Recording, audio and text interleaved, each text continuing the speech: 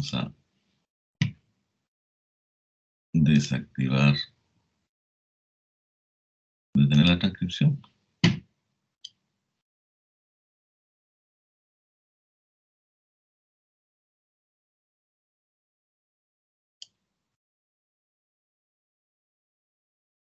Ahí se ve o no se ve.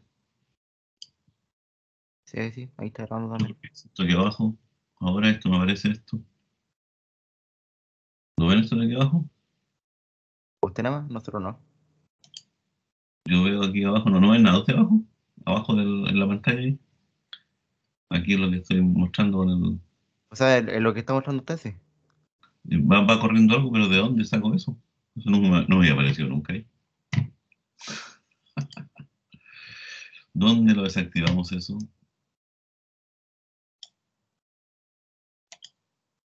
Ahí era, bien, se activaron los.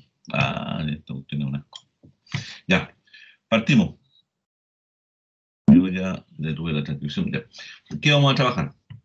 Vamos a repasar. Recuerden que lo que dijimos es que queríamos repasar y retomar el tema de la programación. El, el curso de introducción a la computación era un curso, como bien lo decía, introductorio, donde veíamos un montón de tópicos raros que teníamos que entender, desde qué era un computador, ¿cierto? Desde las características de un computador, desde cómo armar un computador en teoría, hipotéticamente, cómo potenciar, ver el sistema operativo, entender las características que tienen los sistemas operativos, entender el mundo actual en el que estamos viviendo con respecto a los computadores, porque todo el mundo piensa que nosotros somos especialistas en construir computadores y eso es falso. O sea, nosotros usamos los computadores, ¿no? Ahora, si a alguno de ustedes les interesa, para eso tenemos algunos cursos de arquitectura de computadores, algo de electrónica digital, para entender un poco la lógica interna de las máquinas. Pero no somos especialistas, los especialistas, por repetir, son siempre los electrónicos. Ellos son los que se van a quemar las pestañas tratando de sacar nuevos chips y nuevas tarjetas para que nosotros podamos programarlas y hacer cosas maravillosas con esas futuras tarjetas. Así que esa es la pega. Pero para eso necesitamos nosotros aprender a programar. Y aprender a programar, el semestre pasado algo hicimos, vimos algunas cosas básicas, vimos algunas instrucciones, entendimos lo que era un intérprete o un lenguaje de programación, vimos todas las características que esto podíamos tener con él. Además vimos que para poder escribir un programa necesitamos algunos entornos, necesitamos preparar la máquina. O sea, todo eso que vimos así rápido el semestre pasado es lo que ya lo damos por un poco ya sabido y partimos ahora desde la premisa de que ya ustedes saben eso. Eso ya tienen, ya saben cómo instalar Python, si no ven el video, ¿cierto? Cómo instalar un IDE, si no ven los videos. Son los videos del semestre pasado, están todos disponibles todavía ahí en el canal mío. Así que ahí ustedes pueden echar y pueden ir mirando también lo que hicimos con sus compañeros en las dos clases anteriores, las dos secciones anteriores. Pero esa es la idea. Y partimos efectivamente con Python. El tópico que nosotros necesitamos construir con ustedes en teoría, un poco, es el tema de repasar las instrucciones básicas de Python y trabajar con string inicialmente, para saltar a lo que yo les mencionaba la semana pasada, el uso de bibliotecas ya un poco más avanzadas. Otras bibliotecas más, aparte de la que ya existe, que de hecho, lamentablemente, nosotros acá, no lamentablemente, sino que por gracia de Python, todos los métodos de string ya vienen de manera nativa dentro de Python. Así que no hay drama. Pero esos están dentro de la biblioteca. Y yo llego y las uso, todas las características. Dicho eso, les subí aquí en el LMS eh, un- un- los documentos que ya existían el semestre pasado. ¿Ah? El semestre pasado ya teníamos esto, clarito. El documento con el resumen de las instrucciones Python. Vamos a trabajar sobre eso. Un documento que tiene que ver con todo lo que es string, que está en inglés, que es el capítulo 4 de uno de los libros que yo también les dejé arriba. ¿Por qué se los dejé en inglés? Para que nos vayamos a acostumbrar a leer, a pegar una miradita y no traducir, sino que entender lo que dice acá. Eso lo vamos a revisar. Y les dejé 3 documentos que tienen que ver con los strings. Lo echan mirar, aquí están los métodos propios básicos que hay que tener a mano, por eso se los dejé aquí. Aquí están a mano. Aquí uno los puede revisar rápidamente a ver si me sirven, porque para lo que vamos a trabajar. Acá tenemos la misma historia, pero con algunos ejemplos ya. Aquí hay unos ejercicios que sería bueno que los volvieran a hacer, son los mismos del semestre pasado. Así que la idea es manejar el string. Y después tenemos los libros. Les dejé acá 3 libros que son básicos. El libro de programación se llama así. Le puse yo así, es programación Python en todo caso, todos estos libros.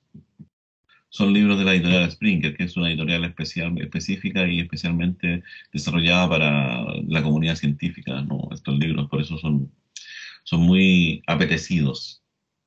Este libro es del 2014, tengo entendido, la primera versión, por lo tanto es bastante nuevo. Y lo más probable es que esta última versión ya sea más nueva, la última revisión. Y aquí ustedes van a poder encontrar lo que es el lenguaje Python, el editor WinIDE que los vimos, cómo escribir los primeros programas. Todo eso que ustedes siempre preguntan está acá ya. También está en inglés para obligarlos a que estudien en inglés. Recuerden que una de las competencias de ustedes es esa, de saber comunicarme tanto en lengua materna como en inglés. Y en inglés lo que esperamos en el primer año es que ustedes lean, no que hablen ni que escriban, sino que tomen un documento en inglés y no le tengan miedo. Empiecen poco a poco a leerlo. Recuerden que el inglés no se traduce, se entiende para lo que queremos nosotros. Por lo tanto, hay algunas palabras que si yo no las conozco, las desconozco, entonces las voy a ir a estudiar nomás para saber qué es lo que significa. Pero aquí está claro, o sea, nunca van a traducir un IDES. ¿Por qué? Porque sabemos lo que es un IDE. No vamos a traducir Python porque sabemos que está hablando del lenguaje. La palabra claramente development siempre la vamos a encontrar en informática, que es el desarrollo o el desarrollar algo. Incluye, que es importar, incorporar, incluir. El concepto de que es debugger. Un debugger efectivamente es buscar errores y eliminarlos. Entonces, esas cosas, esas palabras, entonces, uno las tiene claras y ya se encuentra claro. Algunos ejemplos de IDE para Python, para desarrollar Python, incluyen el NetBeans. NetBeans es un IDE que les dije yo que a mí no me gusta trabajar con NetBeans, lo vimos el año pasado. NetBeans está hecho más que nada para Java. Es muy pesado, muy, muy, muy pesado y no me gusta. Lo mismo que Eclipse. Eric ni lo conozco. Y hay otros más, dice que estas cosas realmente nos ayudan a la depuración, es decir, a quitar errores. Ya, esa es la idea. Por eso nosotros deberíamos ver la opción de trabajar con el WinIDE 101 también, que también permite hacer no tanto debug, pero los otros WinIDE solos sí los permiten. Hay uno que ya es más profesional, pero no pagan. Pero basta y sobra, nosotros trabajamos más que nada con Visual Studio Code. Y si alguno de ustedes quiere trabajar con otro, bienvenido, no hay problema, porque recuerden que su programa Python ustedes lo escriben en el editor que ustedes quieren. Y después eso que yo escribí se lo paso al intérprete de Python. Entonces al intérprete que es Python real no le va a interesar saber dónde escribió el programa. Lo único que me interesa es que él tiene un programa que tiene que traducir. Y eso es lo que hace que se vea en la pantalla. Entonces esta parte, vuelvo a repetir, es solamente decisión personal de cada uno de ustedes. Yo, la decisión mía personal es que ustedes incorporen, o sea, no es decisión mía, mi decisión es usar Visual Studio Code. Pero si ustedes quieren usar Sublime Text o alguno de ustedes, porque igual quieren trabajar con NetBeans o con Eclipse, perfecto. Pero ahí tienen que ver cómo incorporan todo esto para que les funcione bien. Eh, yo les recomiendo trabajar siempre, si van a trabajar con Python, con Visual Studio Code, con WinIDE, con PyCharm o en su defecto con Spider. Son los que yo recomiendo. Ahora, si usted quiere otro nuevo que encontró por ahí que es más bonito, lo puede usar. No hay ningún drama, porque eso no afecta al programa. Eso afecta a la forma en que yo me siento cómodo escribiendo programas. Total, el resultado de cada uno de estos editores siempre va a ser el mismo. Un archivo de texto que tiene extensión .py. Y es ese archivo de texto el que el intérprete de Python toma y trata de leer todo lo que está dentro y transformarlo en un manejo de pantalla, de teclado o alguna acción de entrada y salida que quiera. Eso es lo que vimos el semestre pasado, por si acaso. Si alguno todavía tiene duda de cómo instalar Python, aquí hay una cosa como hacerla, pero yo les recomiendo que mejor lo instalen de acuerdo al video que tenemos en mi canal, que ya lo teníamos del semestre pasado, así que no hay drama. Ya, ese libro es este que está acá. Después tengo otro libro que a mí me gusta mucho, que es este, una guía para iniciar con la programación en Python 3, también de la misma editorial Springers. Este es más nuevo, creo que es 2019, 2020, por ahí, este libro. Y es de aquí es donde yo saqué 2020. De aquí es donde yo saqué el capítulo que también se los extraje, lo, lo copié en el fondo, solamente el capítulo 4 de este libro que tiene que ver con los strings. Entonces, estos libros, con esto basta y sobra, o sea, yo con esto que ustedes tienen acá, aquí les dice que pueden ustedes trabajar un editor, el mismo concepto que ya hemos visto anteriormente. El IDE preferido para Python es PyCharm, eso es lo que dice este, este libro, así que aquí hay una discusión eterna siempre cuál es el IDE.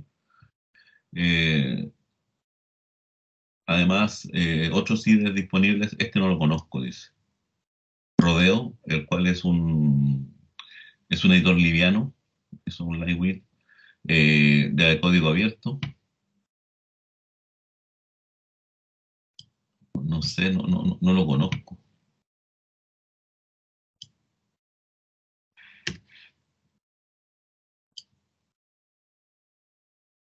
No. O sea, un GitHub, no sé, habría que instalarlo, me da la impresión. Rodeo.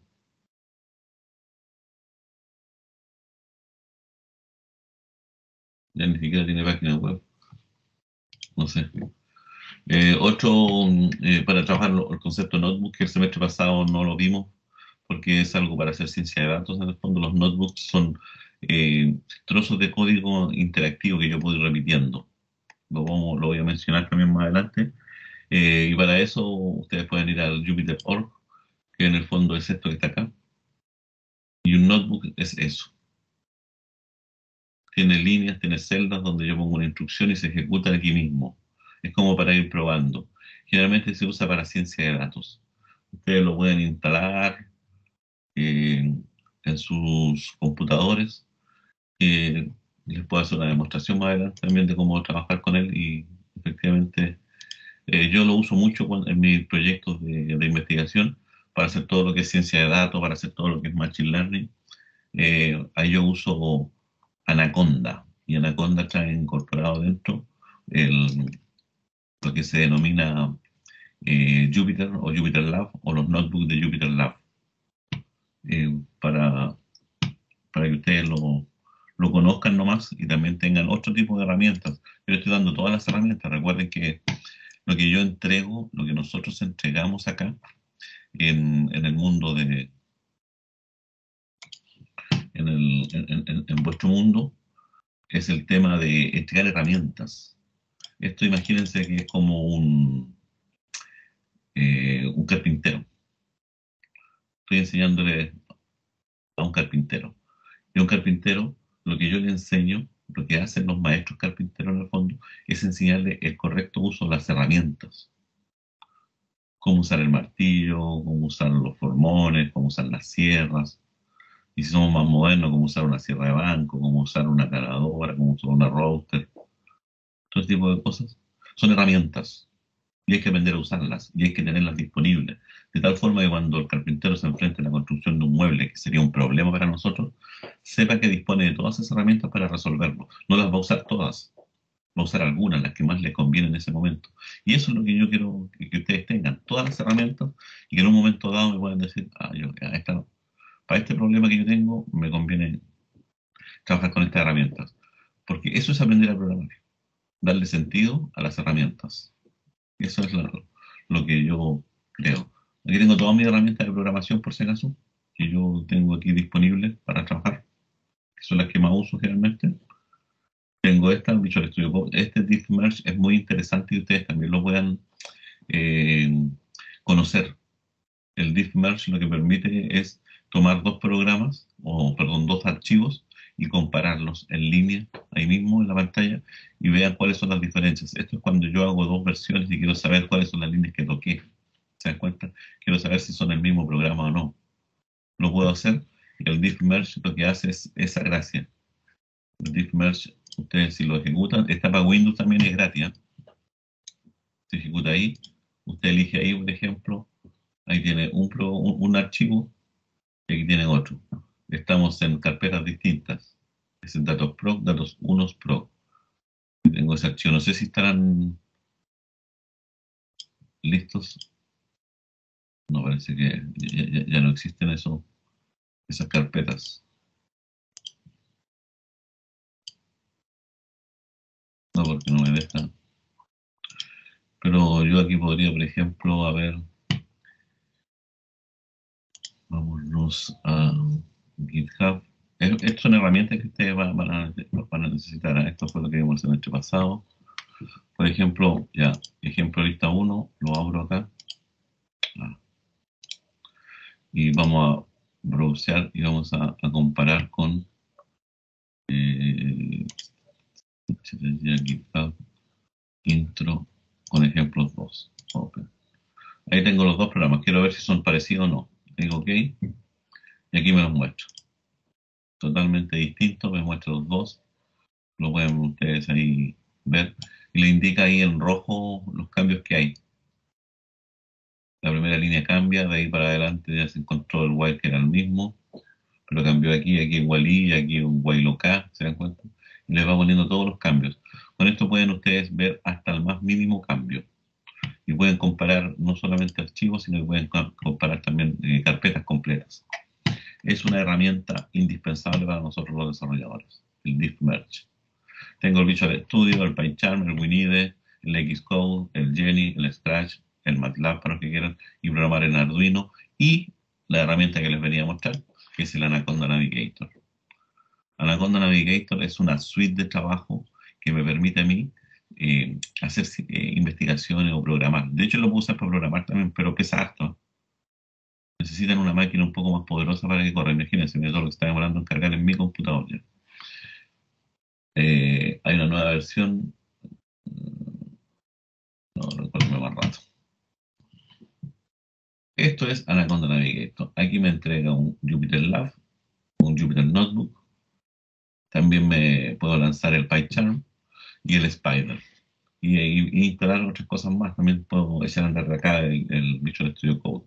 Pero aquí yo les voy a mostrar un poco lanzar Spider, el Jupyter Notebooks, y en el fondo se abre una página web que tiene que ver con eso. Y por ejemplo, me voy a ir acá al GitHub de ustedes, de programación, y aquí voy a dejar un notebook, y aquí voy a crear un notebook, un nuevo notebook en Python 3, y esto es un notebook, ¿vale? Y aquí yo puedo poner instrucciones, voy a poner print, hola mundo, no, estoy escribiendo, print, hola mundo. A ver, con no pasa nada, para que se ejecute la línea, yo puedo seguir escribiendo acá abajo otra cosa, cuando aprieten el enter. Pero si yo quiero esto ejecutarlo, entonces tengo que darle enter, pero con el shift apretado. Aprieto shift, aprieto enter y se ejecutan. Y estas cosas van quedando registradas. Entonces yo puedo ir después más arriba, abajo. Es cuando quiero probar trozos de código. Es como una consola, pero mucho más eficiente. Y tiene además instrucciones. Puede tener, por ejemplo, encabezados y ahí pongo un nombre.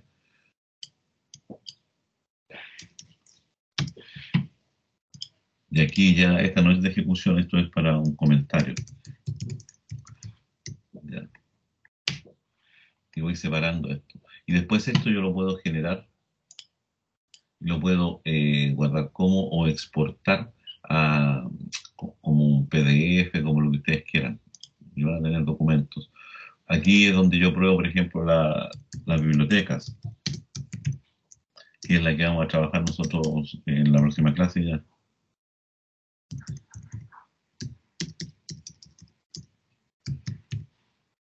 Aquí, matplotlib, as matplotlib.pyplot as plt.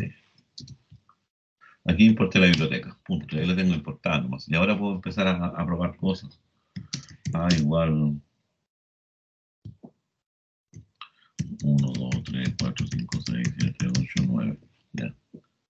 Una lista A y la lista B.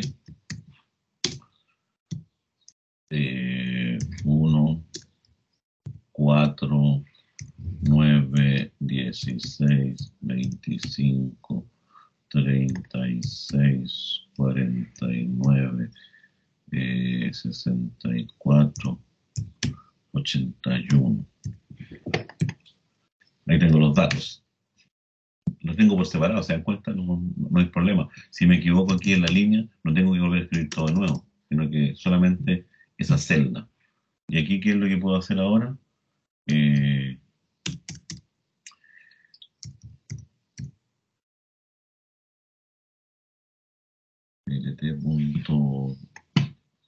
¿Qué tipo usamos acá?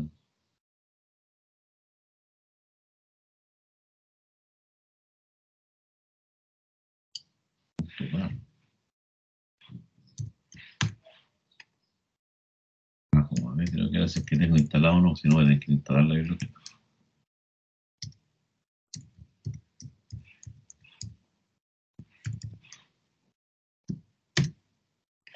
Ahí tengo una gráfica, ¿ven?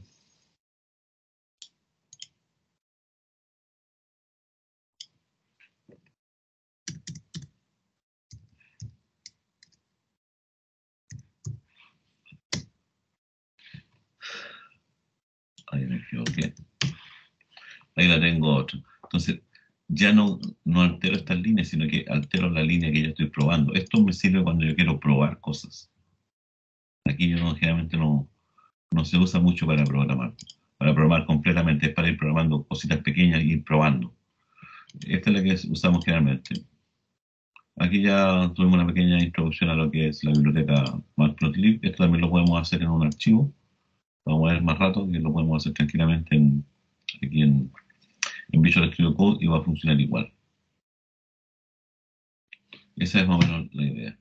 Ya, eso es con respecto a las herramientas que yo les mencionaba, a este maletín de herramientas que ustedes sí o sí deberían tener para poder construir los muebles que les decía yo si soy carpintero. Si quiero construir un mueble, tengo que seleccionar ciertas herramientas que son las que me van a permitir. Y la calidad del mueble se la voy a dar yo.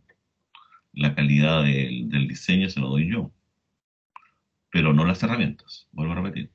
Yo las herramientas las uso para dar la calidad al diseño que yo tengo.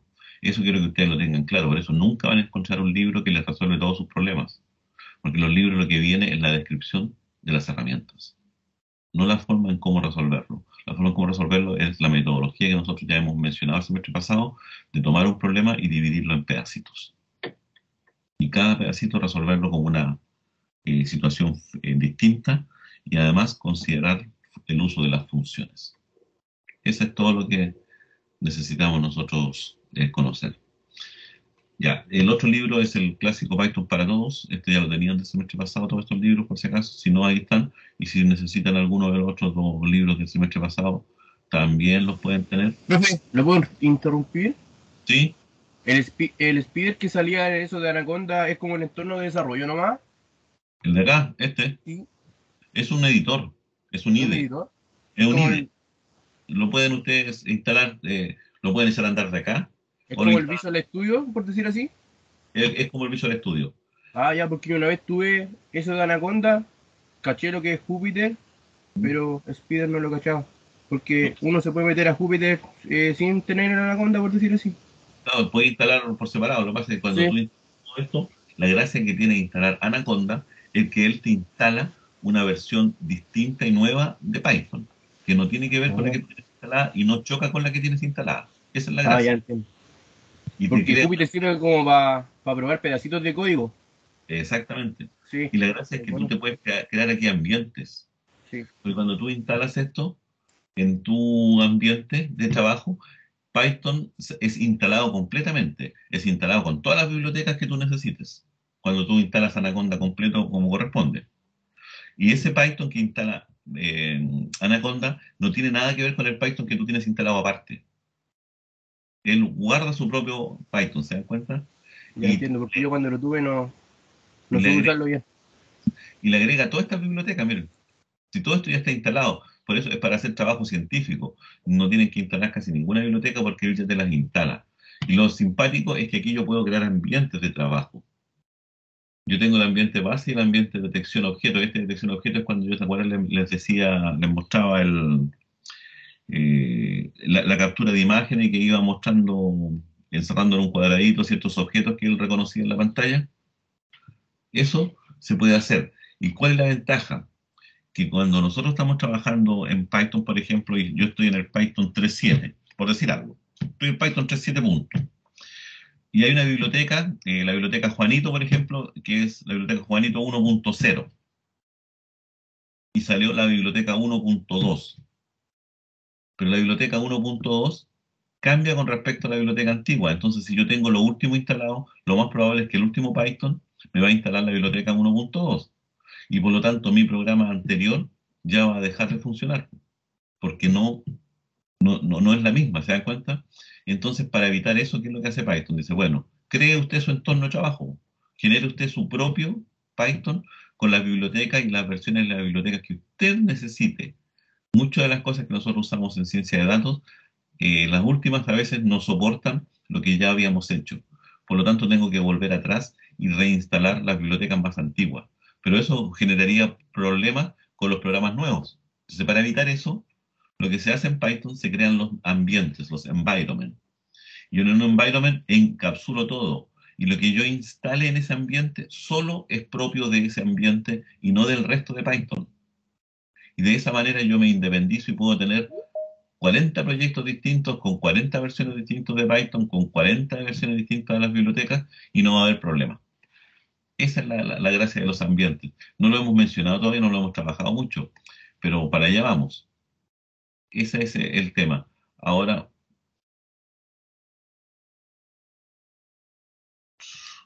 ah,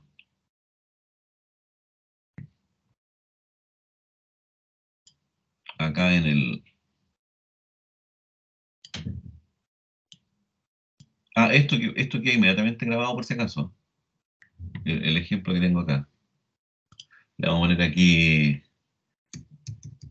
primer notebook para que nos quede claro y se van a dar cuenta después. Ya, ahí está. Ese es el primer notebook. Aquí en el home del Anaconda, si yo echo a andar el Spider, que también lo podría hacer y instalarlo aparte, como un editor solamente, también es otra buena opción.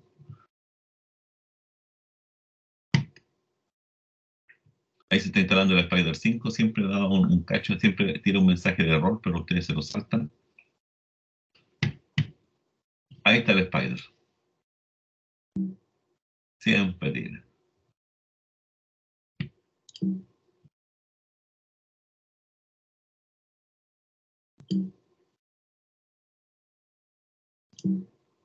¿Y cómo lo cierro esto ahora?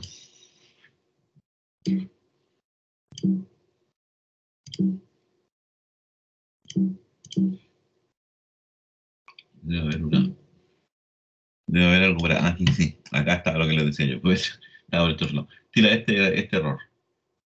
Me dice que algunas dependencias no están instaladas. Por favor, instálelas.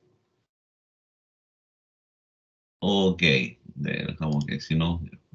Pero este es el famoso Spider. Sigue. No me pesca. Ya, pero hay que instalarla. Pero Spider es este. Lo que pasa es que hay un problema por eso no lo he usado yo últimamente, con algunas bibliotecas.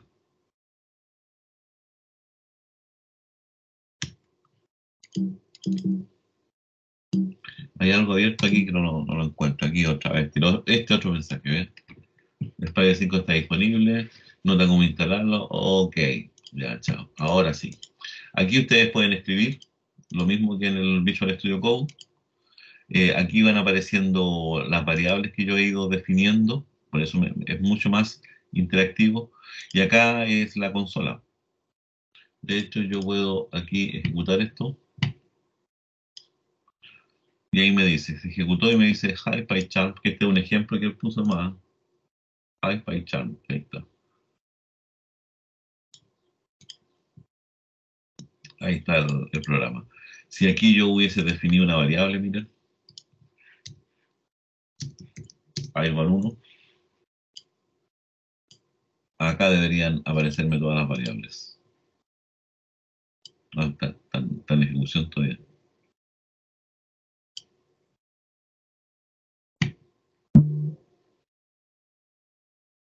Hay un breakpoint acá.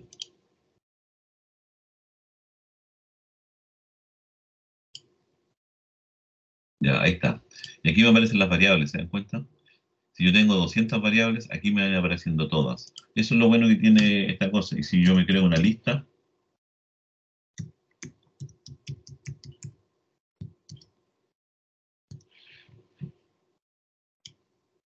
aquí van quedando. Entonces, si yo hago cambios en mi lista, aquí voy viendo qué pasa con las variables.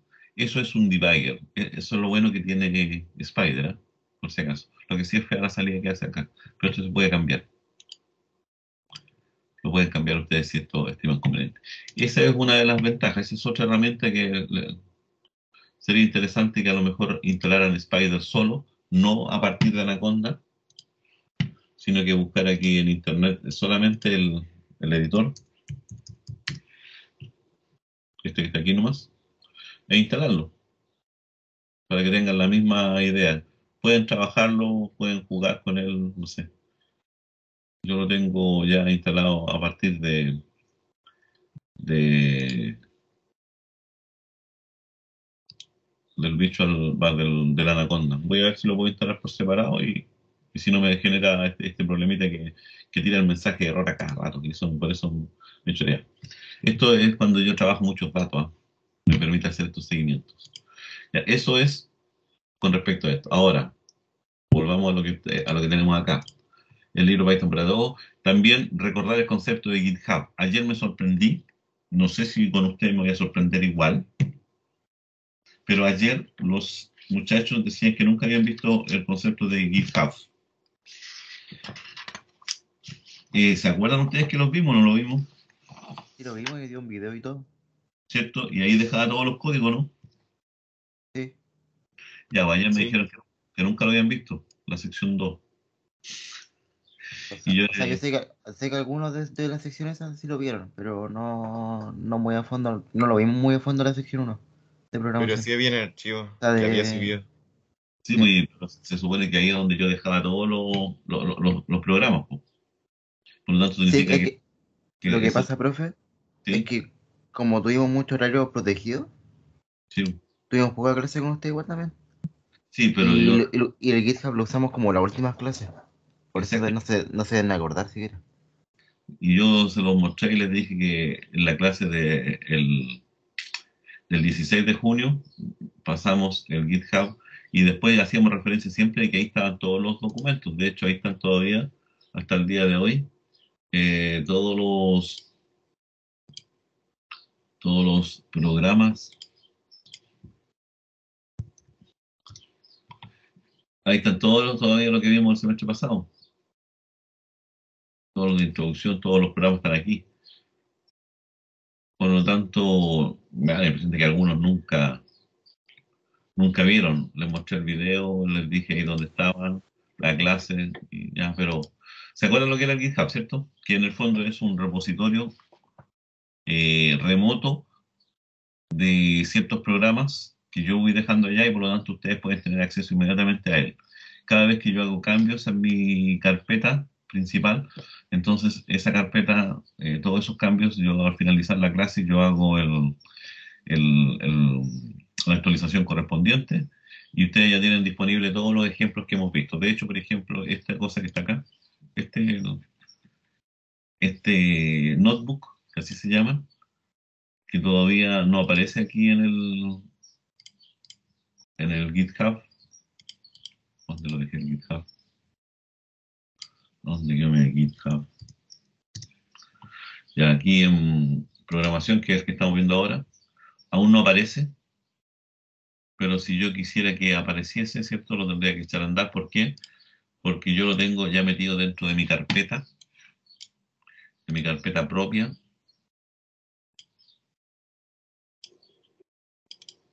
que es en programación. Ahí está el notebook IPNK. Todavía no lo he activado, así que tranquilo. Pero una vez que ya actualice, les va a aparecer acá ese notebook. Ya, eso es, por lo tanto, ahí nos vamos al GitHub del curso, que es este que está acá. Y aquí en el canal de YouTube está nuevamente todos los videos, ¿cierto? Y yo les dije que el video del 16 de octubre, el 16, eso es en intro, ¿sí? Intro, 16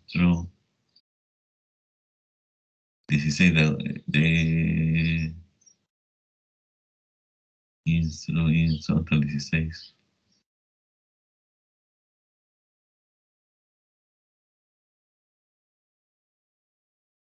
Pero en la del 16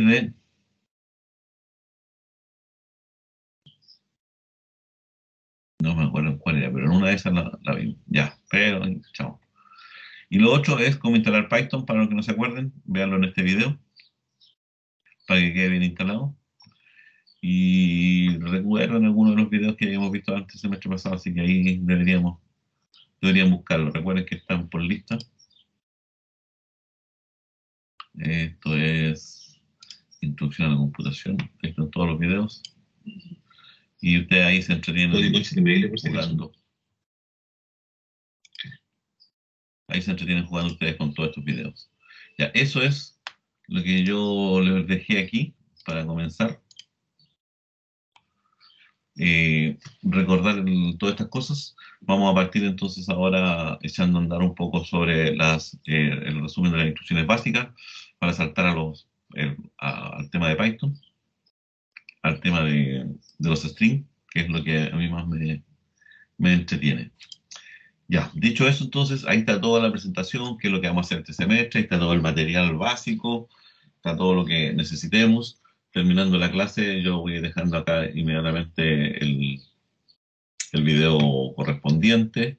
Si ustedes quieren mirar ya lo que hemos hecho con sus compañeros anteriores, lo pueden buscar también ahí en el canal.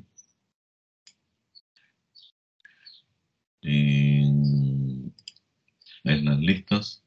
Eso parece que estaba en programación Python. De hecho, en video. Pero como una clase de ejercicio van a poder seguir el ejercicio. Ya. Aquí en Program.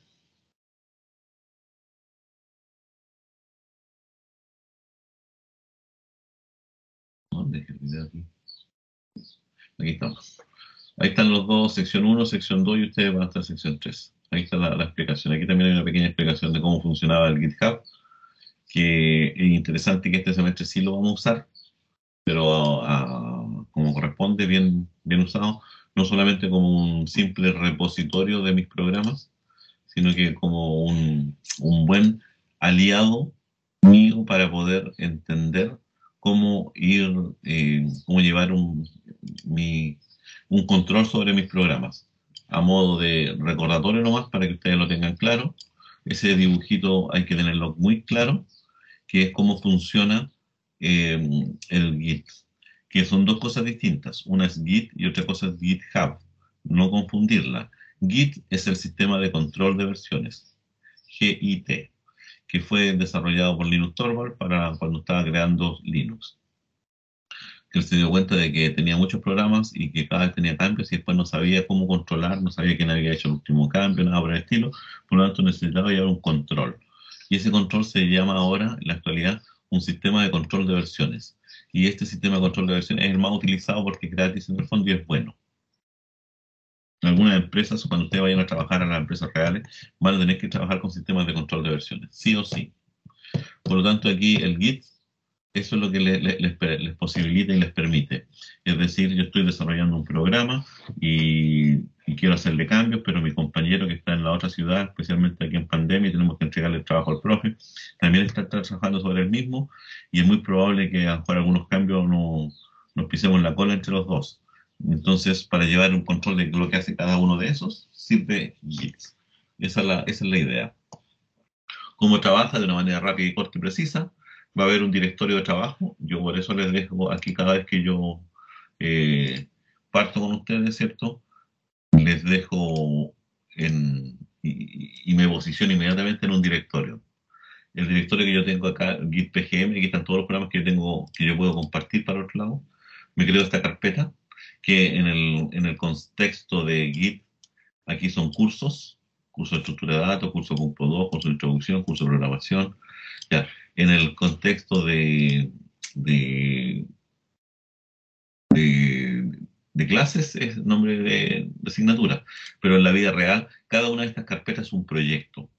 Proyecto, no sé, proyecto de automatización industria 1, proyecto de facturación, proyecto de remuneraciones, son todos proyectos distintos.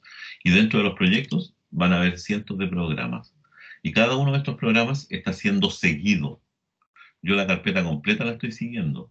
Por lo tanto, cada una de las cosas que yo deje aquí adentro, en el fondo, va a ser seguido. ¿Qué significa eso?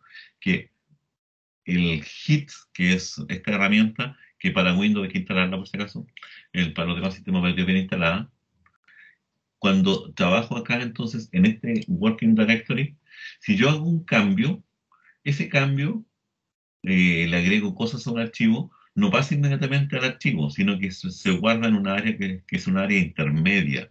Cada vez que yo hago un cambio, en forma automática se guarda el área intermedia. Punto. Y yo puedo hacer varios cambios, sí. No se pierde el original todavía. ¿Se dan cuenta? Y después, ya que yo he trabajado y tengo hartos cambios, puedo hacer yo definitivamente y decir, ¿saben qué? Esta versión ya respaldémosla. Y eso la mandamos nosotros a lo que se denomina un repositorio local. Todas estas son carpetas internas que usted no la ve. Usted sigue viendo acá en su directorio de trabajo un puro archivo que estoy trabajando.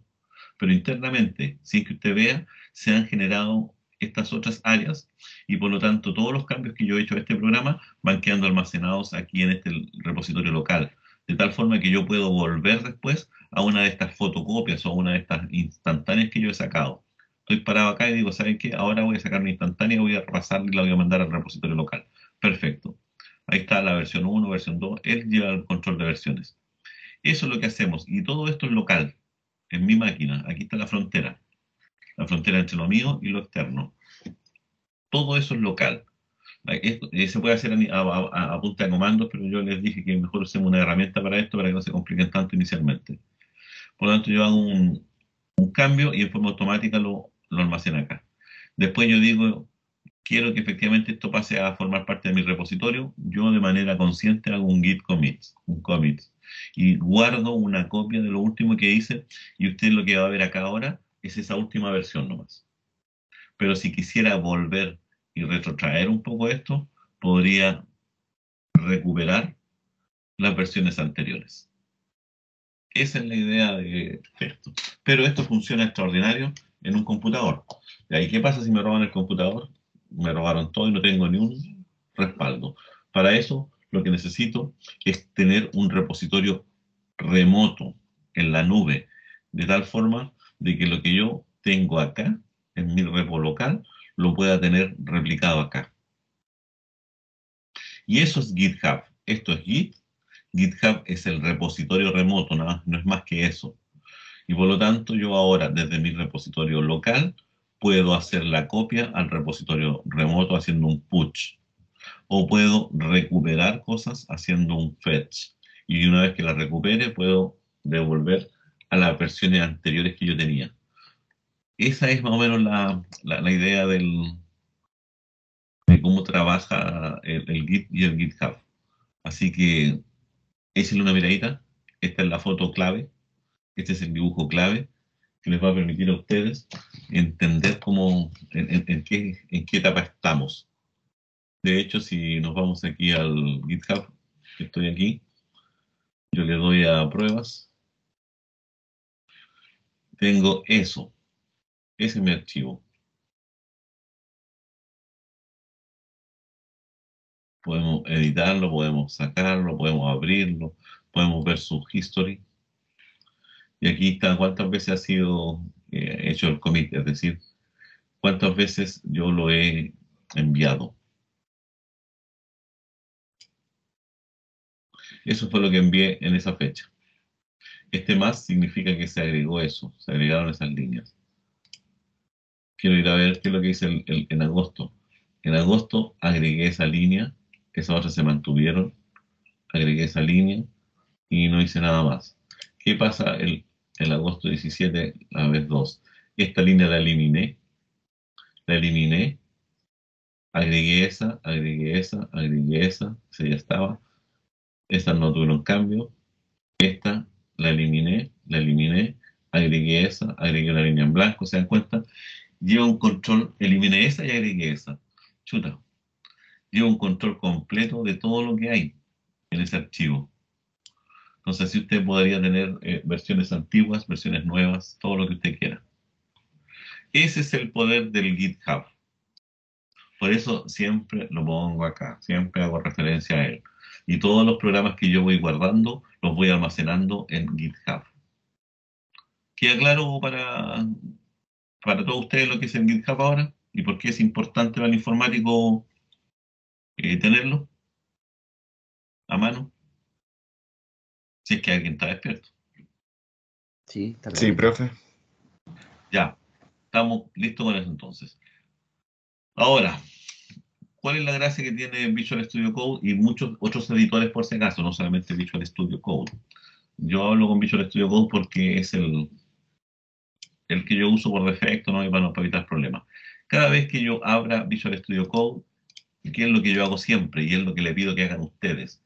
Que se vayan, digan open, y ustedes acá le indiquen al Visual Studio Code cuál es la carpeta que ustedes van a seleccionar para que esa sea su carpeta raíz, para que no tengamos problemas después de encontrar o no encontrar archivos. Siempre hagan esa pega, ya. Esa es la carpeta que yo quiero abrir como raíz, perfecto, ahí está.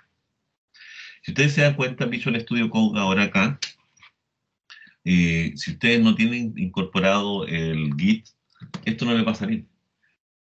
Le va a salir solamente el nombre, así, tal como están. Aquí hay varias cosas interesantes, miren. Lo que pasa es que Visual Studio Code está, va de la mano o trabaja muy en sintonía y sincronizado con GitHub. De hecho, GitHub es de Microsoft, por si acaso, la compró hace un tiempo atrás, por eso estábamos todos asustados cuando dijeron hoy Microsoft compró GitHub, entonces nos vamos a quedar sin un repositorio local y empezaron todos a buscar otros repositorios. Pero al final Microsoft dijo, no se preocupen, voy a mantener la misma política, pero para las empresas, si quieren mantener un poco la privacidad, sí les voy a cobrar, a ustedes no. Ya, eso es la idea. Fíjense que cuando ustedes escriben programas acá y tienen esa carpeta donde yo tengo almacenados los programas, él está haciendo un seguimiento a todos los programas.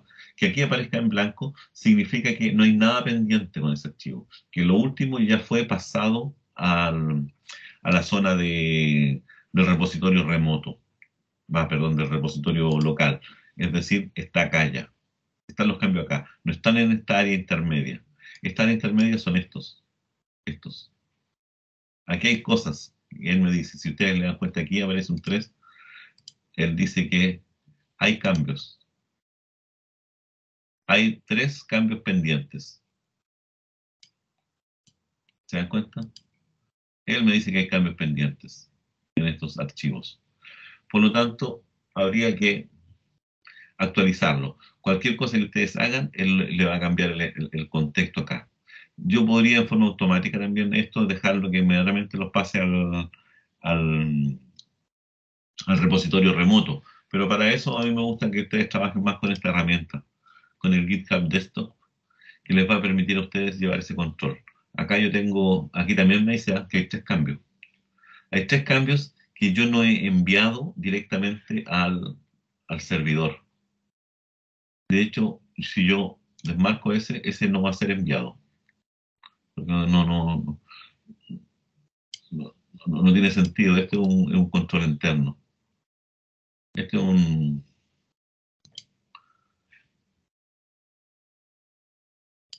Ya, ese es un punto. Esos son archivos internos que manejan mi sistema operativo.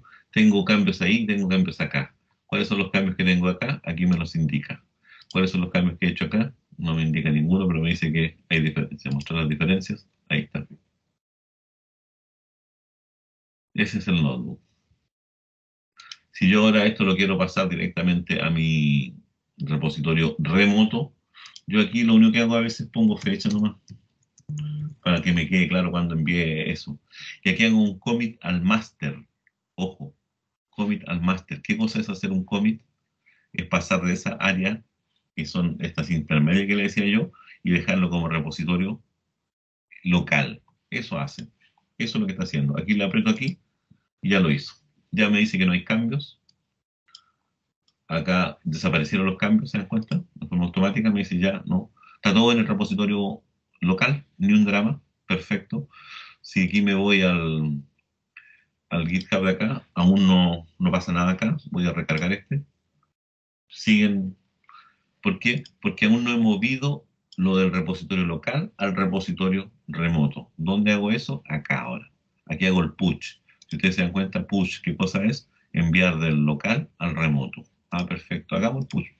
Hacemos el push y estamos listos. Ahora me dice que no hay nada más aquí, no hay ningún cambio que enviar al repositorio. Yo podría minimizar esto. Ya hice. Ahora voy a actualizar este.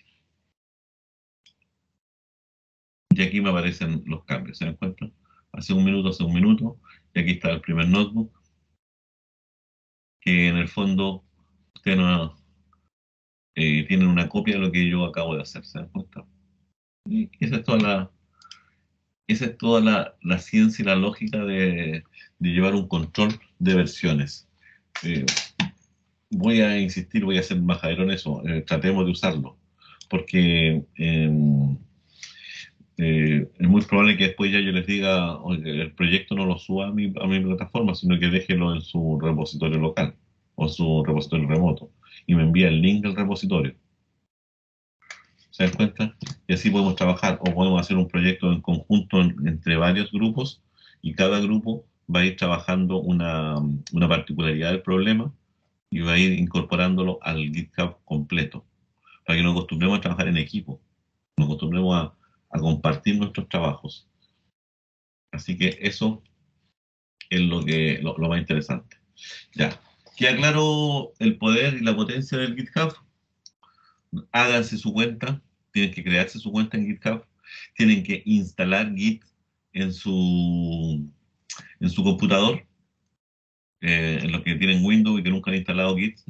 Ahora, si usted solamente está usando GitHub para bajar mi programa, no necesita instalar nada.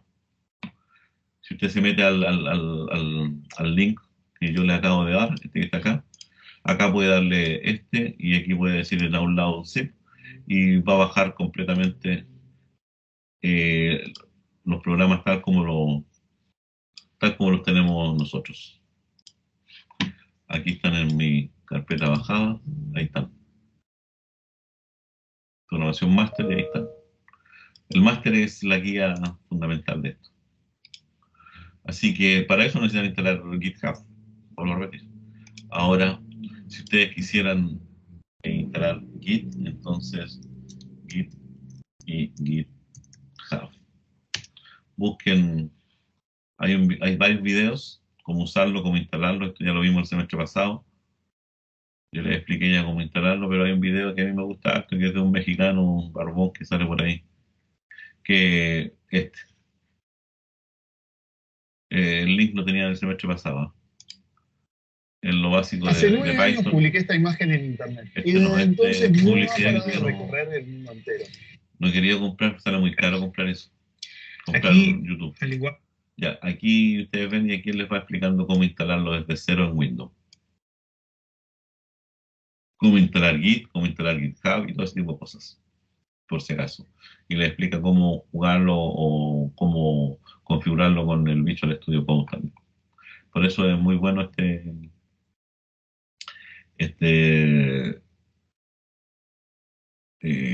link, este enlace, este video.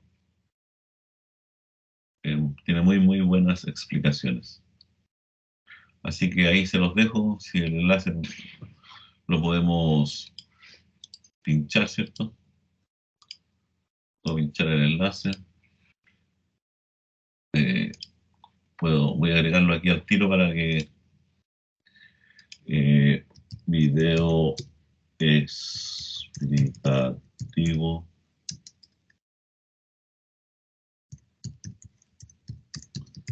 Git and GitHub.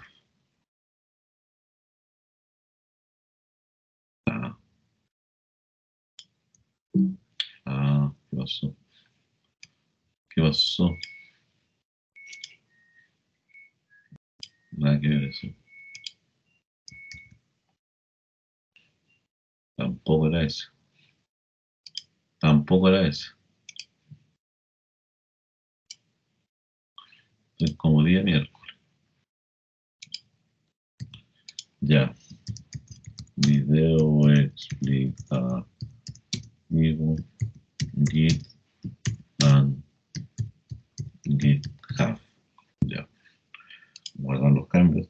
Y ahí está todo el material. Vuelvo a repetir, esta primera clase lo único que quiero yo es sentar las bases y sentar las herramientas para no tener después que estar, profe, ¿cómo era eso? Profe, ¿dónde está el video? Profe, suba los códigos. Eso van a estar ahí. Ahí están todos los videos, todo el material que vamos a necesitar y por lo tanto partimos ahora con el tema de el resumen de las instrucciones básicas de Python y de ahí vamos a tener que entender un poco esta estructura, es la estructura base que yo voy a pedir que ustedes siempre tengan en mis programas, en todos nuestros programas. Es la plantilla base que debería estar siempre en cualquiera de nuestros programas. Voy a mencionarles más o menos cómo funciona aquí. Tengo la plantilla, ya la tienen en el GitHub por si acaso, que está aquí, por eso no la he cambiado. Esa es la plantilla, le incorporé algunas cosas distintas ahí nomás, pero ahí eso es lo que ustedes deberían bajar siempre esta plantilla y a partir de esta plantilla podríamos incluso aquí agregarle lo que siempre yo pido, nombre del autor. Ya, y eso ahora lo voy a grabar. Fíjense que ahora hay cambio. ¿Se dan cuenta? Él ya me reconoció que hice un cambio con respecto a lo que él tiene almacenado en el repositorio local. Ya. Eso es lo básico que deberíamos tener. Básico. Esa es la plantilla. La plantilla, ¿qué es lo que debería decir? Ahora, ¿esto qué significa? Esto va a funcionar generalmente muy bien en Python, en Windows. Es cuando ustedes quieran darle doble clic al nombre del archivo y no abrirlo dentro de dentro del Visual Studio Code, porque si quieren ejecutar el programa tienen que ir a Visual Studio, abrir Visual Studio, cargar el programa y ejecutarlo. No, lo pueden hacer directamente dándole doble clic al nombre del archivo desde Windows. Y se debería ejecutar siempre y cuando tengan esta línea y esta línea apunte, que esta es una carpeta, apunte al directorio donde está almacenado el Python. Por eso yo siempre les digo, cuando en el video de cómo instalar Python, por favor háganme caso, instalen Python en la raíz, en una carpeta que se llame Python solito nomás, y no le pongan tanta parafernalia para que después puedan llegar rápidamente a esa dirección sin necesidad de estar buscando mucho y después pueden darle doble clic y se van a instalar tranquilamente lo van a ejecutar. La siguiente línea, la que está acá, tal cual, con los espacios en blanco, con minúscula, tal cual, Es para usar la codificación UTF-8, que es la codificación estándar que me va a permitir a mí, entre comillas, reconocer acento y cosas por el estilo, siempre y cuando el editor en que yo siempre y cuando el editor en que yo esté trabajando también está en concordancia con esa codificación. Existen varias codificaciones, ¿ah? Antes solamente estaba el ASCII y no había problema, pero ahora hay un montón de codificaciones. Y eso ustedes tienen que refrendarlo. Si yo pongo código UTF-8, entonces mi editor, mi entorno de desarrollo, tiene que estar trabajando en ese mundo. Y si ustedes ven aquí abajo, Visual Studio Code sí trabaja en UTF-8, por lo tanto hay concordancia entre lo que va a reconocer el Visual Studio Code y lo que va a reconocer Python. No hay ni un drama. Después, fundamental, poner el nombre del autor de mi programa. Esto se lo voy a exigir siempre. Cuando envían las tareas siempre en el mismo show, y ya me he aburrido de decirlo.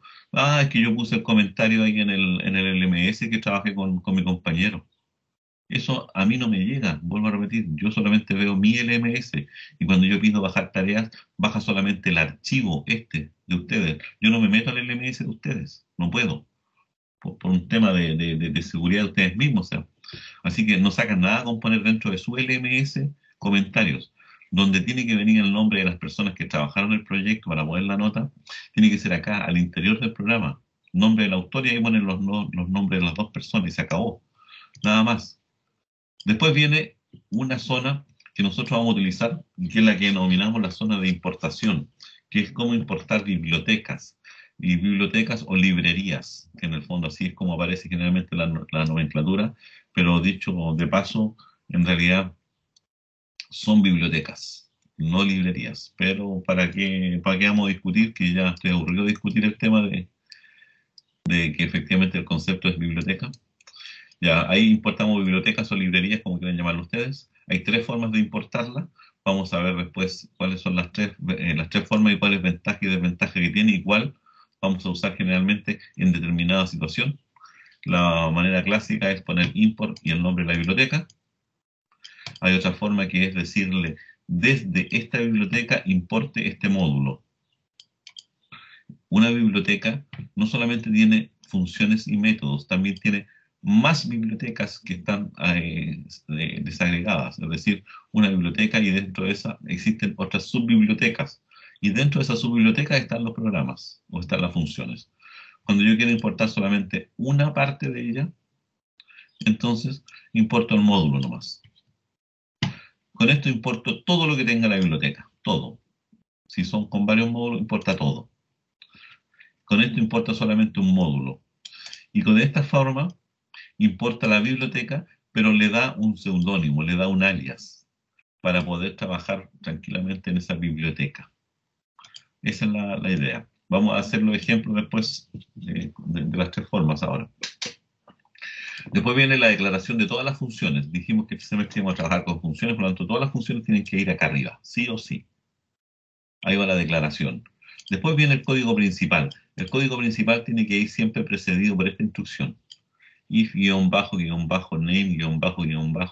igual, comillas, main, cierre comillas, 2 puntos.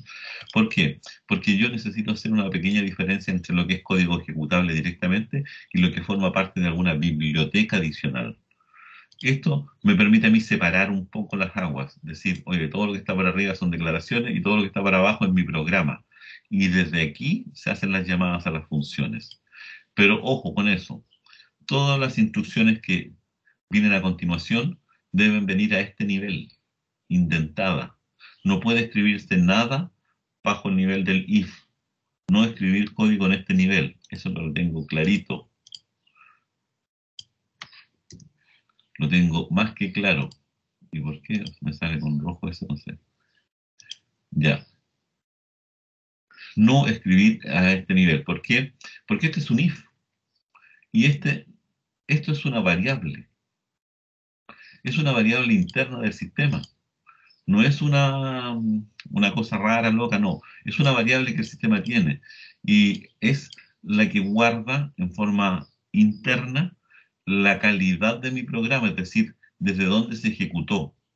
Si mi programa se ejecutó como un doble clic al archivo o dentro de aquí al decir ejecutar, al ejecutar el código o poner Python y el nombre del archivo, de cualquier forma que yo quiera que lo ejecute, en ese momento él dice, ah, a mí me ejecutaron y por lo tanto yo soy el principal, yo soy el que manda acá.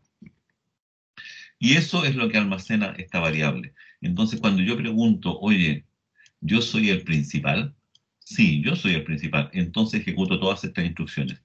Si por algún motivo me estoy preguntando, yo soy el principal y no soy correctamente ese principal, entonces no debo hacer nada. Porque el único que debería actuar es el principal, el main, el jefe. Por eso no puedo escribir nada acá. Si yo escribiera instrucciones acá, se realizarían siempre si soy principal o si no soy principal, porque si no soy principal me la salto y ejecuto esta que está acá. ¿Se dan cuenta? Por un tema del if. Entonces, a este nivel nunca deben escribir nada, nada, por si acaso. Eso que quede claro. Esto es lo que ustedes van a importar. Esta es la biblioteca que yo voy a trabajar. De hecho, esta biblioteca ahora usted lo que debería hacer la carga, ¿cierto? En su computador, le dice Save As, y ahora le pone un ejemplo, por ejemplo, vamos a escribirle, vamos a crear ejemplo sección 3. Así se va a llamar este archivo. Y ahí lo guardamos. Ya, quedó reflejado la plantilla y aquí creé el nuevo. Esto es el nuevo archivo, ahora se llama ejemplo. Este lo podría ejecutar yo y no va a hacer nada. ¿Por qué no va a hacer nada? Porque no tiene nada que hacer. Lo ejecuto. Ah. Lo ejecuto. Lo ejecuto. Y queda ya, siempre me quedo acá.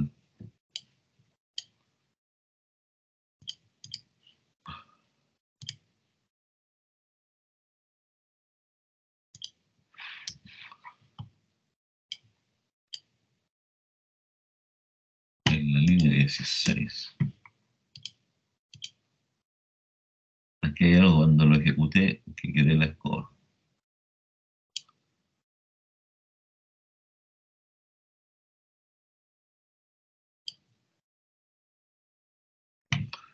Bien.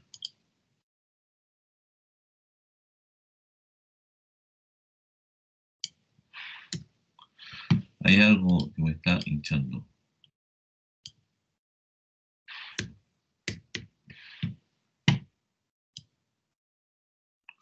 Ahorremos el dinero que está curando la hora. Vamos a probar acá. Les voy a mostrar qué es lo que dice esa variable. Guión bajo, guión bajo, guión bajo, name.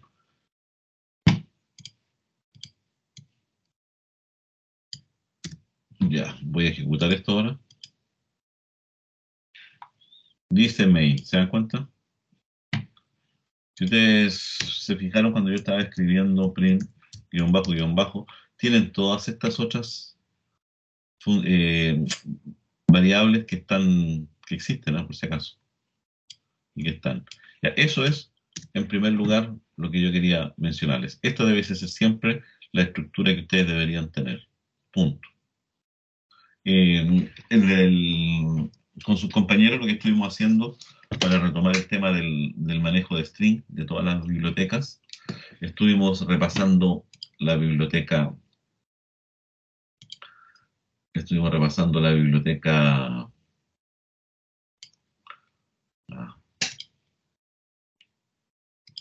este documento, lo leímos completamente, ¿cierto? Lo revisamos un poco en el sentido de saber qué es lo que tiene, pero en el fondo aquí me dice lo que es un string, qué tipo es, qué cosas puedo hacer con él, me dice cómo concatenar strings, ¿cierto?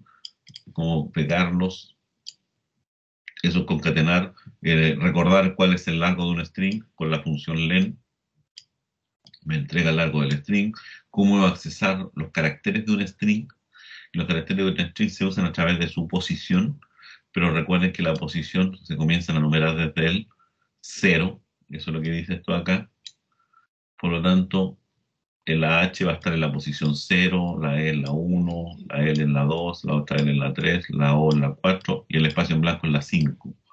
Eso es fundamental ¿Cómo puedo acceder a un subconjunto de caracteres? Puedo acceder por suposición para tener un solo carácter.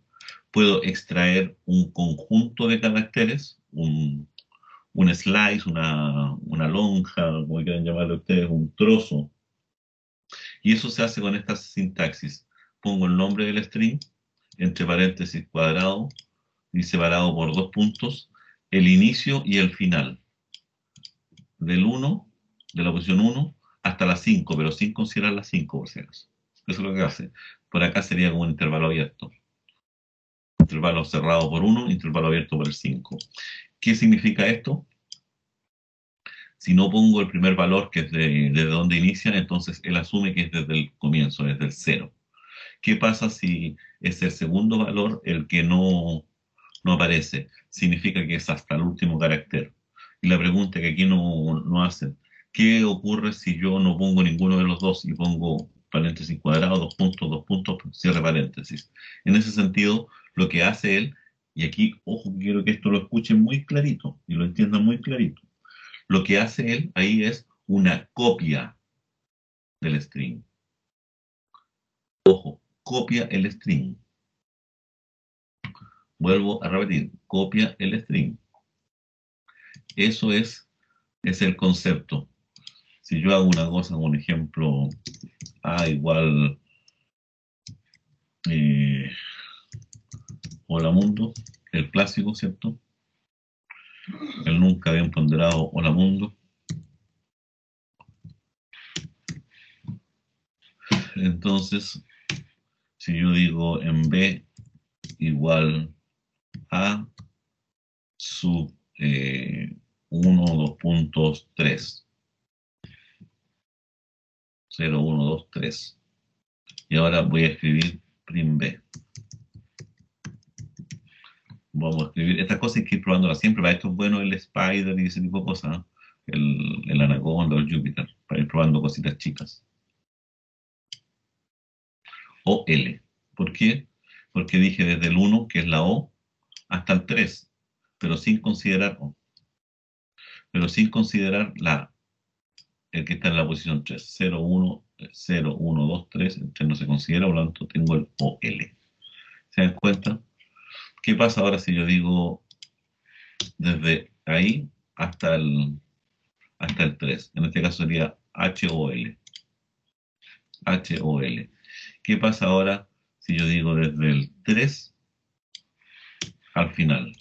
Imprimo este. Desde el 3, 0, 1, 2, 3, desde la A hasta el final. ¿Y qué pasa si yo digo eso? Entonces, es todo. Es una copia. Ahora, una copia es lo mismo que una asignación. Ojo con eso. ¿Qué estoy refiriendo? Que si yo digo C igual a, imprimo B y vamos a imprimir C. Vamos a imprimir las dos. En las dos tengo lo mismo, ¿cierto? Pregunta, ¿es equivalente hacer esto en los strings? Porque también lo vamos a encontrar en las listas. ¿Es equivalente? Entonces yo voy a decir ahora, por ejemplo, A, que sea igual a le vamos a agregar un carácter, le vamos a agregar en A va a ser igual a chao más A. Concatené dos strings. Por lo tanto, ahora, si yo digo print A, debería decirme el A es hola mundo, hice las asignaciones correspondientes, después le agregué chao hola mundo, por lo tanto debería decirme chao hola mundo, y ver qué pasa con C y con B.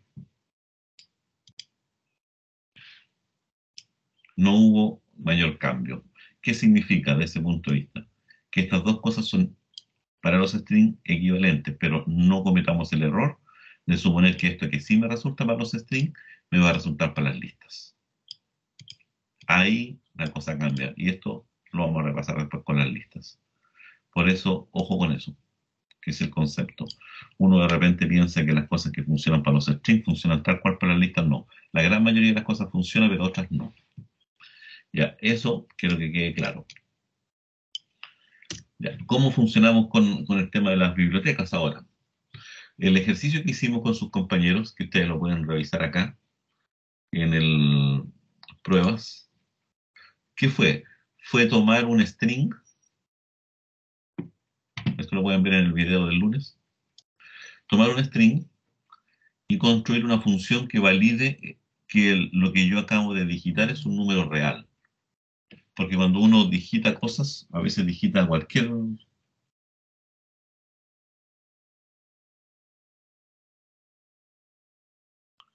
me equivoqué al digitar, por ejemplo. Me equivoqué, quiero ingresar un número entero, un número real. Entonces yo empiezo a pensar, ¿qué características tiene un número real? Bueno, un número real tiene un punto. Tiene una parte entera y tiene una parte decimal, ¿cierto? Y debe cumplir que la parte entera solamente debe estar formada por dígitos y la parte decimal solamente debe estar formada por dígitos también, separados por un punto. Entonces ya tengo la estructura. Y con eso repaso un poco acá. Todas estas funciones. ¿Qué significa hacer un split de un string? Hacer un split es una división. Una división de acuerdo a cierto carácter que yo le haya entregado. Lo puedo dividir por espacio en blanco, por coma. Eso lo vimos el semestre pasado. También puedo contar cosas dentro de un string. Contar qué tipo de caracteres vienen. ¿Cuántos? Puedo reemplazar cosas en un string. Puedo encontrar cosas dentro de un substring. Puedo convertir cosas. Puedo comparar string. Y hay un montón más de operaciones. Y entre esas tengo una que es title, is lower, is alpha, is digit. Hay un montón de funciones más que yo debería reconocer. Entonces, en función de eso, nosotros lo que hicimos con sus compañeros es crear una función. Obviamente aquí ya el resultado está creado como una biblioteca, porque justo se dio el tema de que estábamos hablando de biblioteca y un estudiante me preguntó, profesor, ¿yo puedo crear mi propia biblioteca? Sí, yo puedo crear mi propia biblioteca. Y eso es fundamental tenerlo claro. Yo puedo crear mis propias bibliotecas. Ya. ¿Tengo claro que puedo crear mi propia biblioteca? Sí, ya entonces la creamos, ya. Pero acá veamos que es una función. Y es una función que yo tengo acá, esta, valida real. Esa función, ¿qué es lo que hicimos nosotros con sus compañeros? Tomamos el programa, leímos un número, ojo, lo que lee el input de Python solamente son strings, por eso es fundamental, a eso venía todo esto. Entonces yo voy a validar algo que yo pedí que me ingresara un número. Yo tengo que aceptar que efectivamente ese número es el que está correcto. Yo no puedo permitir que personas metan a mi sistema valores que no son los adecuados, porque si no se van a producir problemas en el interior de en la ejecución de mi programa. Entonces, es como un cortafuego. Yo la primera validación que pongo siempre es asegurarme que los datos que voy a necesitar más adelante son los correctos. Si no están correctos, entonces yo no los puedo dejar pasar. Entonces, en ese punto de vista, aquí me están preguntando por un número, le vamos a agregar, ingreso un número real. Me están preguntando, ingreso un número real. Chuta, ya, ingreso un número real. Lo ingreso, pero yo no sé si lo que ingresó la persona efectivamente fue un número real, se equivocó, en vez de punto puso coma, o no puso coma, o puso letras. Entonces yo, ese numerito lo voy a ir a validar. Voy a ir a validar que lo que me indicó el usuario esté correcto. Y yo voy a devolver un estatus, yo voy a devolver un verdadero o un falso, indicando si el número estaba correcto o no estaba correcto para ver qué es lo que hay, qué es lo que viene. Y efectivamente voy a devolver el número cuando sea real. Si no era correcto, tampoco me da lo mismo lo que haya devuelto. Entonces a continuación yo pregunto, oye, ¿la salida de esta función es verdadera? Si es verdadera significa que lo que el usuario me ingresó sí cumple los estándares de ser considerado un número real. Ah, perfecto, y lo imprimo. Si no, digo no corresponde al número real, punto. Nada más que eso. La función lo único que hace es eso, me devuelve un verdadero o un falso y el número cuando corresponda. Nada más que eso. Vamos a ver qué es lo que hace la función devuelve el número real. Lo primero que hace, fíjense, que le dije yo, ¿cuál es la estructura que debería tener un número real? Una parte entera, un punto y un decimal. O sea, como mínimo debería tener un punto, ¿cierto? Podría tener 0 puntos porque alguien me podría ingresar un número solo, el 25. ¿Y el 25 se puede transformar en real? Sí. Punto. Entonces, debo contar yo, y aquí usé ya el método de la biblioteca string, usé el método count. Voy a ir a contar cuántos puntos existen en el string que me enviaron a mí para analizar. Si la cantidad de puntos es mayor que 1, claramente es un error, porque un número no puede tener 2 puntos. Estamos hablando de números puntos decimales, ¿eh? Entonces, ¿qué voy a retornar yo? Un falso. Y además voy a retornar el número, el mismo que me ingresaron, no le hice ni un cambio. Y como retorné el falso, entonces, y retorné el falso, entonces aquí ¿qué voy a decir? ¿Estatus es verdadero? No, falso. Ah, no corresponde a un número real. Perfecto. Volvamos acá. ¿Qué pasa si no era mayor que 1 la cantidad? Que podría ser 0 o 1. 0 o 1, es decir, no venir ningún punto o venir un punto. Si venía 0 punto, ojo lo que dice acá, si no traía puntos, entonces yo tengo que asegurarme que todo el string solamente está conformado por dígitos. Y para eso uso el método isDigit. Y ese método isDigit, por si acaso, ustedes lo van a encontrar acá en los métodos de string. Por ahí hay un método que dice isDigit. Devuelve true si todos los caracteres de la cadena son dígitos. Ah, para eso son todos estos métodos, sí, pues para eso son herramientas, vuelvo a repetir. Yo estoy construyendo el mueble. Número isDigit es igual a true. Y como es verdadero, entonces significa que yo puedo transformar lo que el usuario me envió en un número real. ¿Por qué? Porque no me va a dar error. Ese es el tema. Si yo le aplico float número inmediatamente a lo que me ingresó el usuario y venían letras, entonces es un error y eso no nos puede ocurrir. Para eso evitamos nosotros los errores. Y devolvemos un verdadero y devolvemos un real. A la salida el programa va a preguntar, oye, ¿es verdadero? Sí. Ah, entonces el número es un número real. ¿Qué pasa ahora si yo le apliqué isDigit y me dice que no son todos no son todos dígitos? En ese caso entonces retorno un falso. Bueno, retorno un falso y le digo chao.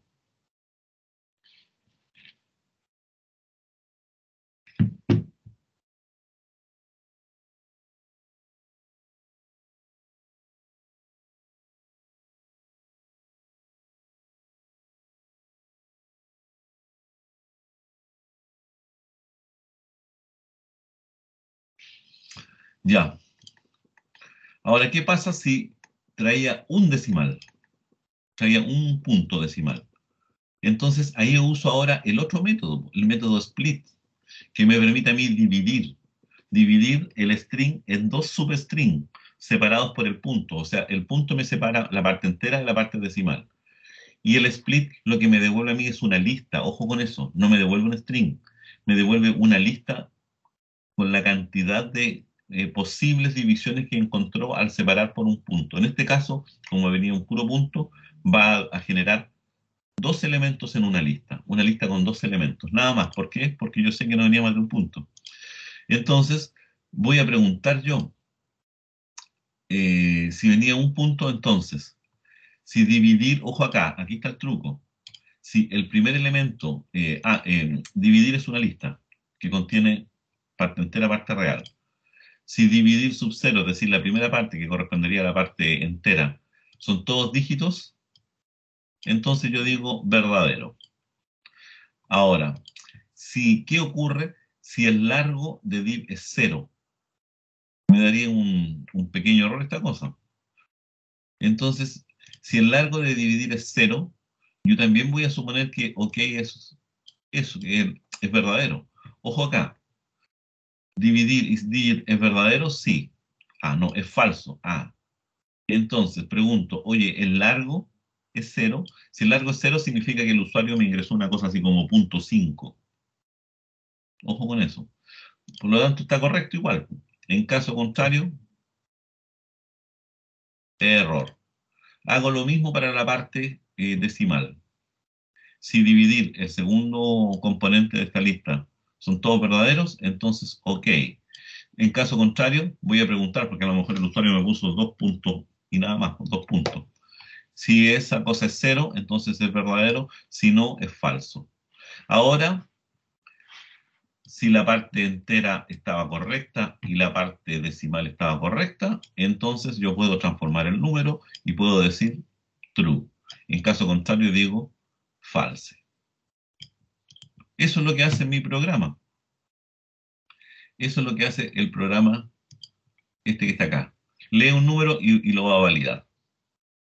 Punto. Ahora, no lo dejé como función, sino que lo dejé como una biblioteca. Me creé una biblioteca, de hecho le puse acharaya.py y tengo que todavía estar pendiente y les dejé como tarea a sus compañeros hacer lo mismo, pero para validar números enteros y para validar correos electrónicos también le dije yo, habría que ver usando este mismo concepto. Tengo la función valida, tengo una función que se llama presentación, creador Uguaraya, que es lo primero que aparezca, una función que hace fin, eso es todo. Vamos a agregar acá.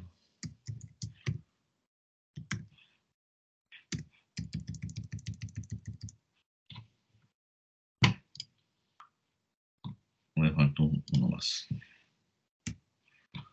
Ya, eso es todo. Vamos a grabar todos estos. Y todas estas cosas son una biblioteca, miren. Y ahora yo en mi programa importo esa biblioteca. Y le importo, dijimos que hay 3 formas de importar bibliotecas. Esta OS la vamos a eliminar todavía, para que no nos dé complicaciones. Voy a importar la biblioteca. Import acharaya, así se llama la biblioteca. La podría importar así, tal cual. Bueno, y yo podría ponerle aquí presentación, aquí valida y fin. Pero ¿qué problema tiene eso? Me está marcando que hay errores. Aunque yo haya importado la biblioteca, yo ejecuto esto, me va a dar un error. Me dice que presentación no está definida, claro, porque él no sabe de dónde sacarla. Entonces, en ese caso, cuando uno importa así, import haraya, yo debiese escribir acá completamente haraya.presentación, completo, ¿eh? El nombre de la biblioteca más el valor o el método que yo establezca. Y es como latoso. Ya. Y ahora sí ejecuto esto. Y ahora sí funciona. Me dice ingreso un número real. Vamos a poner 1.3. Me dice es real. Si ejecuto de nuevo, ponemos 1 punto. Es real. Ejecuto de nuevo. Pongamos 0.5. Es real. Ejecutemos uno que no sea real. Pongamos letras. No corresponde a un número real. Una mezcla. 1.45F. 4F, perdón. Me dice que no corresponde a un número real. ¿Se dan cuenta? Esa es lo que ustedes vamos a trabajar este semestre. Pero aquí volvamos al tema de las bibliotecas. Import acharaya, estoy obligado a poner eso. Ah, y si yo pongo import acharaya HA, entonces les di un seudónimo para no tener que escribir a cada rato acharaya. Entonces, ahora pongo HA, la pongo en mayúscula para indicar que es una biblioteca mía, por si acaso nomás. Nada más que eso. Son todas las formas de trabajar con las bibliotecas en Python.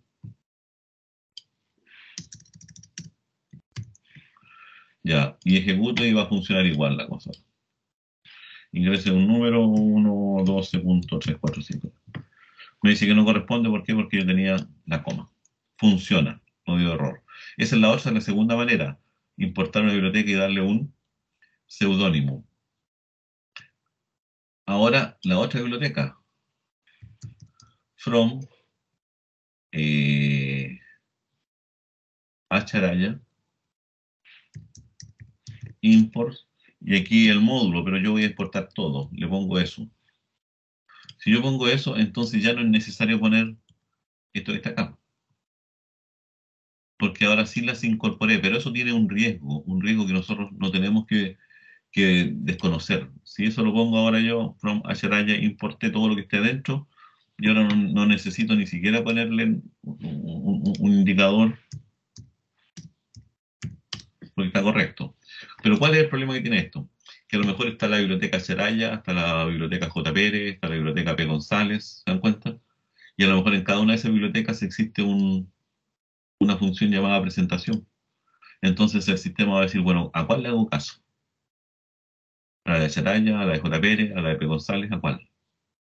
Entonces, para evitar esto, por eso no es bueno hacer esto para evitar esto, generalmente es muy bueno y muy saludable importar la biblioteca y asignarle un alias. Y ese alias, mantenerlo siempre ustedes. O sea, siempre que importo la biblioteca Seraya va a ser el alias HA. Es más difícil que alguien se confunda o provoque algún problema. Ya, eso es con respecto a lo que vimos con sus compañeros. No es un número real. ¿Qué es lo que les pido a ustedes que hagan en estos momentos? Ya están todas estas cosas acá, están todo hecho en estos ejercicios. Les pido que ustedes incorporen aquí a la biblioteca Acharaya, o le pueden poner el nombre que ustedes quieran, incorporen cómo validar números enteros, incorporen cómo validar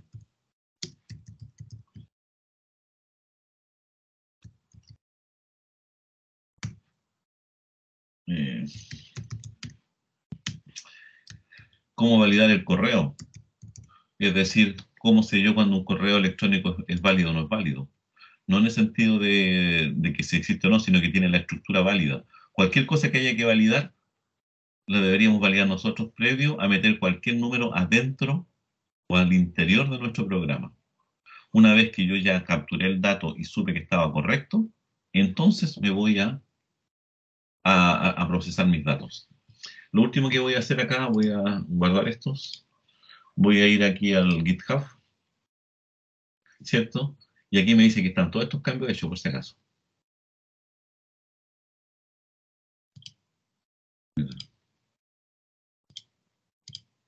Ya. Vamos a ponerle, esto es 18 de agosto, pero la segunda vez que yo voy a hacer el commit al master, recuerden que hacer el commit al master es pasar desde aquí, acá, al repositorio local. Porque en esta cosa, en este momento me dice que, oye, tenía unos cambios y todavía no lo he pasado al master, pues loco. Entonces ahora voy a pasarlos al master. Estamos OK. Y en teoría aquí ya deberían desaparecer de acá. Ya no. Ya saben que están en el master. Pero me dijo que ahora, oye, pero estas cosas tú no las has actualizado en el push. No las has hecho push, es decir, no las has mandado de tu repo local a tu repo remoto. Perfecto. Le hago un push. Y ahora me voy a visualizar mi GitHub y actualizo el GitHub. Y ahí están todas las cosas ya tal cual como las hemos hecho nosotros ahora. Ahí está el ejemplo último que vimos, así que ustedes bajan todo esto y estamos listos. Estamos jóvenes, los dejo porque ahora tengo una hermosa reunión. Así que cualquier cosa, estamos a la guaite. Espero que no se hayan asustado mucho, pero eso es lo que vamos a continuar viendo. Estamos, que les vaya bien, cuídense. Igual, profe. Chao, profe.